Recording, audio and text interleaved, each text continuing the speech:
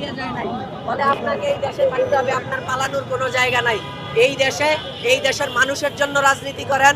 আপনার যেই ফান্ডারা আছে, আপনার মা কাদেরকে কাদেরকে রাজনৈতিক উপদেষ্টা বানিয়েছেন আর আপনি কাদেরকে বানিয়েছেন এই তালিকাটা দেখেন, তখনই বিএনপির এবং আপনার রাজনৈতিক দেউলিয়াত্ব সামনে আসবে।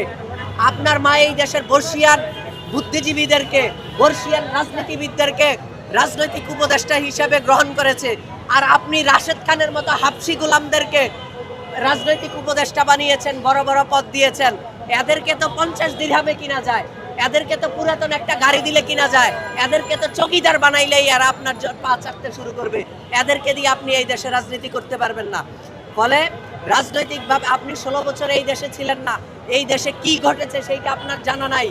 এই দেশের প্রজন্ম কিভাবে বেড়ে উঠেছে, জেনজিরা কিভাবে বেড়ে উঠেছে, এটা আপনি চোখে দেখেন নাই। ফলে আপনাকে বাংলাদেশে ফেরার পরে সাংবাদিক মাহমুদুর রহমান ভাই একটা সুপরামর্শ দিয়েছে, সম্ভবত এটা আপনি গ্রহণ করেন নাই। তিনি আপনাকে বলেছিলেন যে 16-17 বছর ধরে আপনি এই দেশে ছিলেন না, আপনাকে এই দেশের